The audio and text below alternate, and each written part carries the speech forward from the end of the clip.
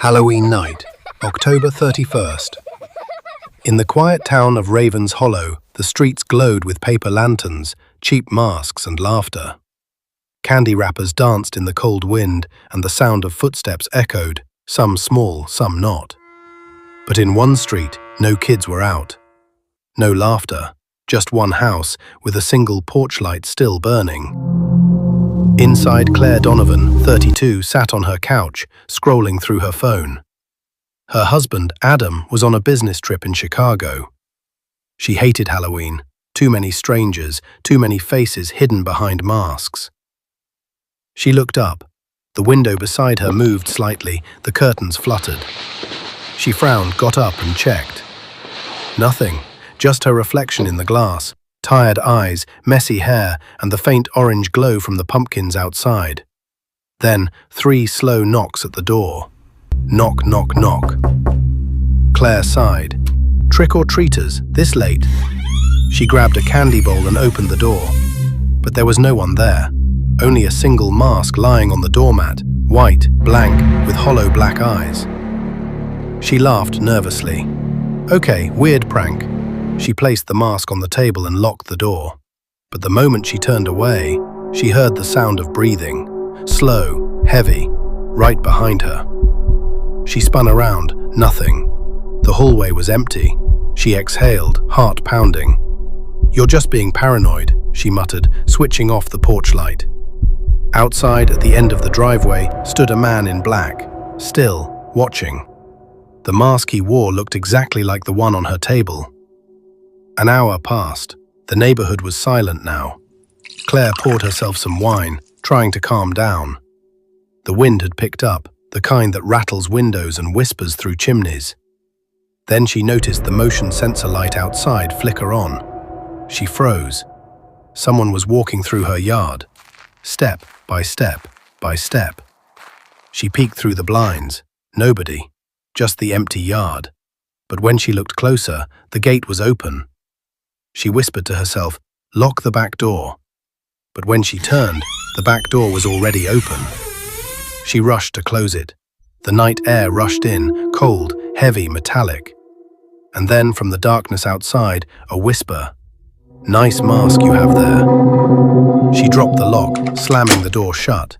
Her hands shook. She checked every room. Empty. Only her reflection stared back from every window. She called the police.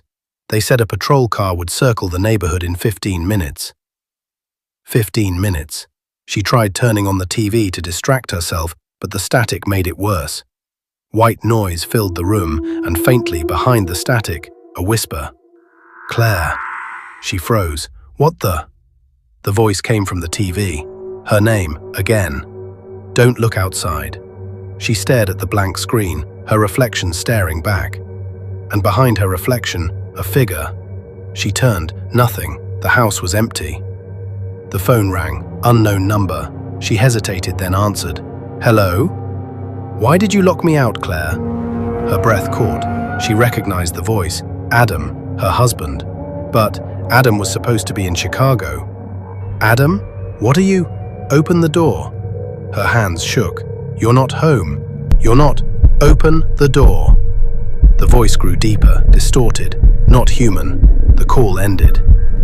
The lights flickered. The air turned cold. She heard slow footsteps again, from the living room this time. She grabbed a kitchen knife, whispered to herself, it's just in your head. But when she entered the living room, the mask from earlier was gone. In its place, a wet footprint, leading upstairs. She followed the prints, knife shaking in her hand. Each step creaked louder than the last. At the top of the stairs, she heard a whisper, behind you. She turned, nothing. Only the hallway mirror reflecting her. She exhaled in relief. See? No one's... The mirror moved. Her reflection didn't. Her reflection smiled, then raised its hand, pointing at her. He's already inside. The glass cracked. Every light in the house went out. Claire stumbled back, screaming. From the darkness, footsteps ran toward her. She swung the knife, but it hit nothing. The footsteps stopped right in front of her. Trick or treat. The next morning, the police arrived. The house was silent. Front door wide open, a half-finished glass of wine on the table, and a single white mask, placed neatly on the couch. Inside the mask, a fresh photograph. Claire, smiling, taken from inside the house.